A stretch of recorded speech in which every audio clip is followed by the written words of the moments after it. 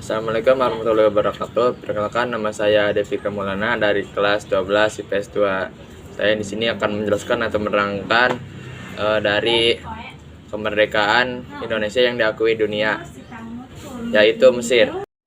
Di Mesir, Al-Ikhwan Al-Muslimin (IM), organisasi Islam yang dipimpin oleh Syekh Hasan Al-Banna, tanpa kenal lelah terus-menerus memperlihatkan dukungannya terhadap proklamasi kemerdekaan Indonesia.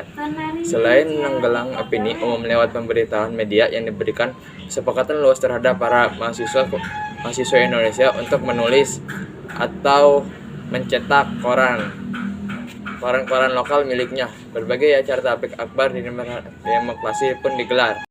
Para pemuda dan pelajar Mesir juga kepaduan Ikhwan dengan caranya sendiri berkali-kali mendemo kedutaan Belanda di Kairo, tidak hanya dengan slogan atau spanduk, tetapi ia juga membakar, melempar batu, dan mendemo dan teriakan-teriakan pemusnahan terhadap Belanda kerap mereka lakukan.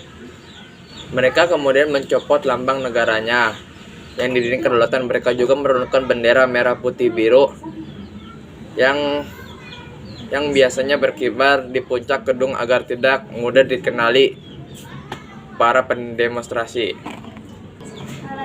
Kuatnya dukungan rakyat Mesir atas kemerdekaan Republik Indonesia membuat pemerintah Mesir mengakui bahwa Indonesia telah merdeka pada tanggal 22 Maret 1946. Mesir mencatat sebagai negara pertama yang mengakui proklamasi kemerdekaan Indonesia. Setelah itu menyusul Suriah, Irak, Yaman, Lebanon, dan Arab Saudi dan Afghanistan.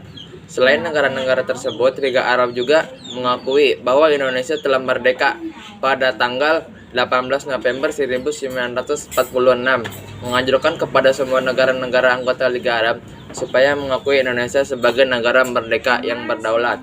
Alasan Liga Arab memberikan dukungan kepada Indonesia merdeka didasarkan pada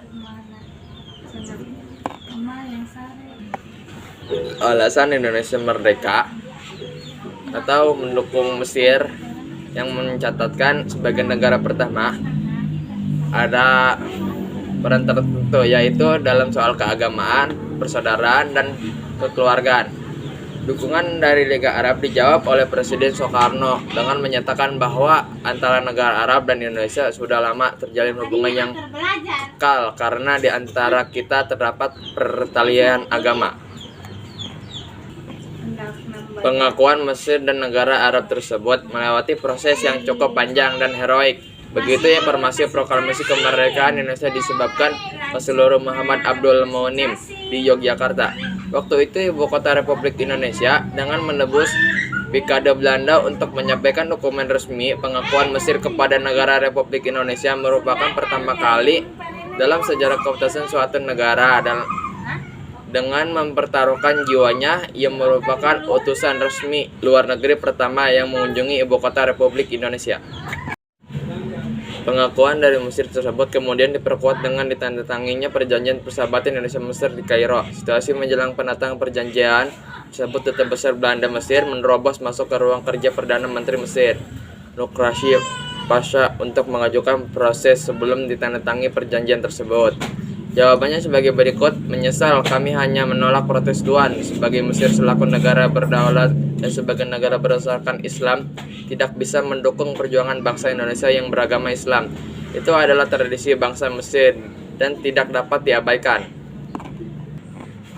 Raja Prauk Mesir juga menyampaikan alasan dukungan Mesir dan Liga Arab kepada Indonesia dengan mengatakan, karena persaudaraan Islamlah terutama kami membantu dan mendorong Liga Arab untuk mendukung perjuangan bangsa Indonesia dan mengakui kedaulatan negara itu.